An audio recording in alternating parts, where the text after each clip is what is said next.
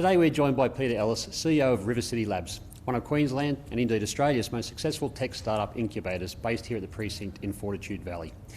Peter, can you share with us some of the journey of River City Labs and some of your successes? Well, we started 6 years ago as a tiny co-working space with not much idea on what we were actually going to be offering to entrepreneurs. And over the years, we've tried many different things and understood basically that we are a really strong support network for entrepreneurs. And it's not the bricks and mortar desks that they actually need. They actually need the cheerleaders, they need the support crew behind them to assist them in the journey of entrepreneurship, because we hear about all the successes, but we often don't hear about the darker sides or the downturn times that entrepreneurs and founders go through in the journey. So for us, we are very much on hand all the time for founders in that journey. And we've seen some really good success out of being that support crew. Whether it be somebody leaving a startup when it's the right time to leave, shutting it down, or assisting them in the journey to grow and scale. Well, I'm sure it's hard. Over that 6-year period, who are some of the founders that stand out who have graduated from River City Lab program? Look, there are lots of amazing founders, and some have gone on to join bigger companies. So we see success in this sector as someone who personally levels up as a founder. So they might go and join another company, or they might found their own company. They might raise capital, they might employ people, or they might expand into a global market. So success can mean many different things, and I think it's really important to recognise what that looks like. Are there any key ingredients that stand out to you that you can sort of see early on about which founders are most likely to succeed? Fast walkers, fast talkers, and somebody who's open to being coachable. Taking on feedback with a positive mindset is huge. If somebody comes in with and shuts down feedback, doesn't talk to a lot of people about getting feedback on their concept or their idea, being open to being mentored, it's very difficult for them to shift and change wherever the business needs to go. And if you are emotionally attached to the idea, it's also very difficult to let go of where you think it needs to be to where it actually really needs to be. So it's about coming in, being quite open, raw and vulnerable with the idea, and being challenged personally and willing to shift and change wherever the business needs to go. What about for mid-career professionals? Would you have any tips for someone who's thinking about going out on their own and starting their own tech business? Mid-career tech professionals are very well versed. They've got amazing adulting skills. They know business. They know how to conduct themselves in a professional environment, which a lot of younger founders haven't really got those life skills yet. So they're great. They can make really good founders. What they often tend to not do is do the market research, actually get a bit of a following, talk to customers early before building something. Often they just go and launch something with all of the skills that they have, but they haven't actually consulted their future customers or their target market. And they want to launch with an amazing shiny product rather than starting with a really raw MVP, testing it out, seeing if it's viable and validated, and then going ahead and building something. What about when and how do you start to look at venture capital as a startup?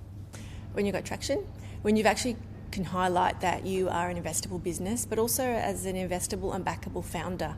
A lot of people assume that with a great idea and market potential, that they should get investment based on that idea, and that's not enough for investors. They actually want to know, are you the person to execute on this idea? Are you the person who's going to carry on for the next 5 to 10 years on really making this work? Have you proven to the market that people want this thing and they're willing to pay for it? So there's so many things that are involved in that investment process, and also the market size and the opportunity.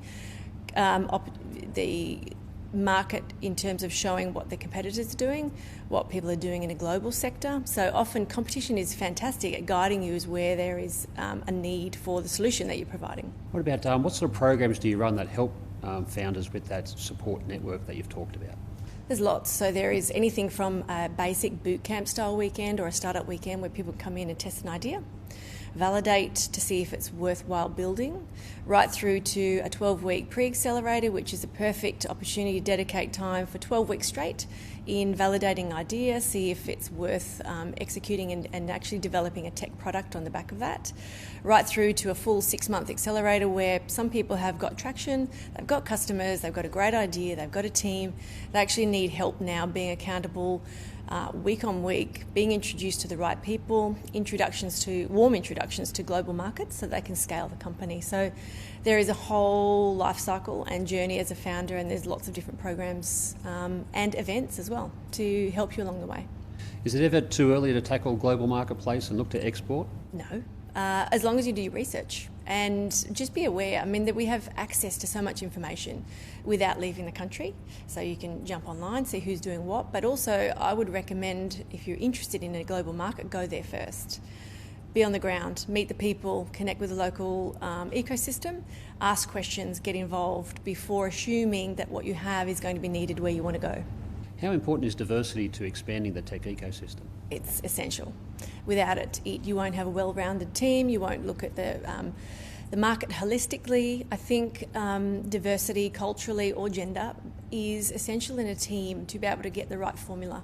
So as a market, we need to look at where the gaps are, how can we fill them. It just can't be an afterthought, it absolutely needs to come into the beginning of the conversation. And how do you go about facilitating those discussions so that the right founders, right balance of skills can meet and get the right partnership off and running? Look, I think as a sector, as an entrepreneur sector, startup hubs, innovation spaces, they need to make it part of everyday conversation. Highlight that it's an issue, highlight the benefits of having a really diverse team, highlight countries, spaces, other cultures that do it really well, highlight where our gaps are so that it's, first of all, because a lot of people still aren't aware, to be honest. They think it's totally fine having a growing team full of men. And, they don't know what they don't know. So talking about it more often, bring it into general conversation, highlight teams that work really well, get them to share insight into how they make that work, and obviously encourage and provide different options for people to be introduced to different cultures, and also host events where you ensure the panels are diverse as well, so that it's all across the board. What about some tips on how to find tech talent here in Queensland? Tech talent in Queensland, or tech talent anywhere, is you need to get involved to where they are. You can't assume that the technical people are going to come to where you are just because you want to meet them. So it's exactly the same as customer validation. You need to go to where your customers are, you need to go to where the person that you're looking for is. Now that might be in a really technical environment where you feel uncomfortable, but if you want them, you have to go there and start connecting. You need to connect to people's level that they exist in already, their social circles, their business networking groups. Get involved, ask questions, share your journey, explain why it is that you're doing what you're doing. People don't join teams often for the opportunity, they join the team because they believe in the why you started. So the more you can do that and get involved in those communities and share your why, you're more likely to find someone to come on board in your team as well. Thanks for joining us for today's CXO report. Thank you.